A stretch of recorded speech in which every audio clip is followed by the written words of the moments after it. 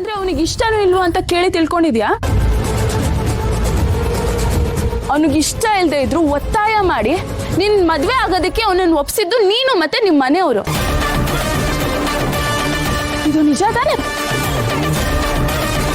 ಆಗ ನಿನಗೆ ಇವನ್ ಇಷ್ಟ ಕಷ್ಟಗಳ ಬಗ್ಗೆ ಗೊತ್ತಾಗ್ಲಿಲ್ವಾ? ತಂಗಿ ಜೀವನಕ್ಕೋಸ್ಕರ ತನ್ನ ಜೀವನನೇ ತ್ಯಾಗ ಮಾಡಕ್ ಹೊರಟಿದ್ದವನ್ ಇವನು. ಅವತ್ತೇ ಕೇಳ್ಬೇಕಾಗಿತ್ತು, ಸುಬ್ಬು ನಿನಗೆ ನಾನಂದ್ರೆ ಇಷ್ಟನೋ ಇಲ್ವೋ ಅಂತ. ಅದನ್ ಬಿಟ್ಬಿಟ್ಟು ಇವತ್ ತಾಳಿ ಕಟ್ಟಿರೋ ಹೆಂಡತಿನ ಇಷ್ಟಪಡ್ತಿದ್ಯೋ ಇಲ್ವೋ ಅಂತ ಕೇಳಕ್ ಬಂದಿದ್ಯಾ? ನನಗದೆಲ್ಲ ಗೊತ್ತಿಲ್ಲ. ಸುಬ್ಬುಗೆ ನಿನ್ ಮೇಲೆ ಪ್ರೀತಿ ಇದೆ ಅನ್ನೋದನ್ನ ನಾನ್ ನಂಬದಿಲ್ಲ. ನೀನ್ ಅವನ್ನ ಹೆದರಿಸಿ ಬೆದರಿಸಿನೇ ಮದ್ವೆ ಆಗಿರ್ತೀಯ. ಹಾಗಂತ ತೀರ್ಮಾನ ಮಾಡ್ಬೇಕಾಗಿರೋಳು ನೀನಲ್ಲ. ನೋಡು ಶ್ರಾವಣಿ, ಬಿಟ್ಟು ಇಬ್ರು ಸುಮ್ನೆ ಇರ್ತೀರಾ? ಆಗಿದ್ದಾಗೋಯ್ತು, ಮತ್ತೆ ಮತ್ತೆ ಅದನ್ನೇ ಕೆಣಕ್ಬಿಡಿ. ನನ್ನ ಪಾಡಿಗೆ ನಾನು ಇರೋದಕ್ಕೆ ಬಿಟ್ಬಿಡಿ ಪ್ಲೀಸ್.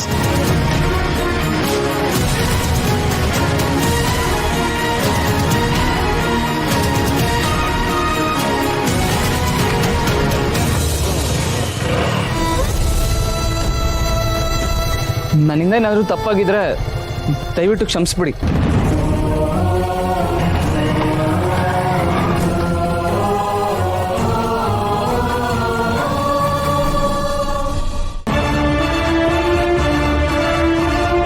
ನನಗ್ ಗೊತ್ತು ನಿಮ್ಮಿಬ್ರು ಮಧ್ಯೆ ಏನೋ ಸರಿ ಇಲ್ಲ ಅಂತ. ಸುಬ್ಬು ನಿನ್ನ ಇಷ್ಟಪಟ್ಟು ಮದ್ವೆ ಆಗಿದ್ದಾನೆ ಅಂತ ನನಗ್ ಖಂಡಿತವಾಗ್ಲೂ ಅನ್ನಿಸ್ತಿಲ್ಲ.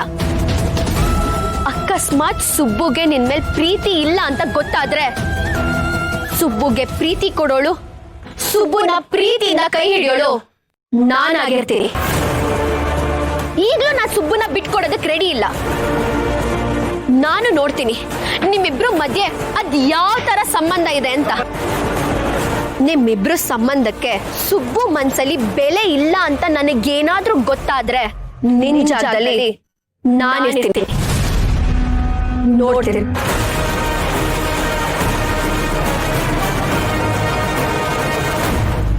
ನಿನಗಂತ ಅವಕಾಶ ಸಿಗಲ್ಲ ಶ್ರೀವಲಿ.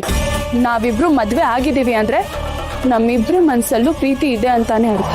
ಅದನ್ನ ನಾನು ನಿನ್ಗೂ ಅರ್ಥ ಮಾಡಿಸ್ತೇನೆ. ನನ್ನ ಸುಬ್ಬು ಮಧ್ಯೆ ಯಾರು ಬರೋ ಹಾಗಿಲ್ಲ. ಬರಕ್ಕೆ ನಾನು ಬಿಡೋದು ಇಲ್ಲ.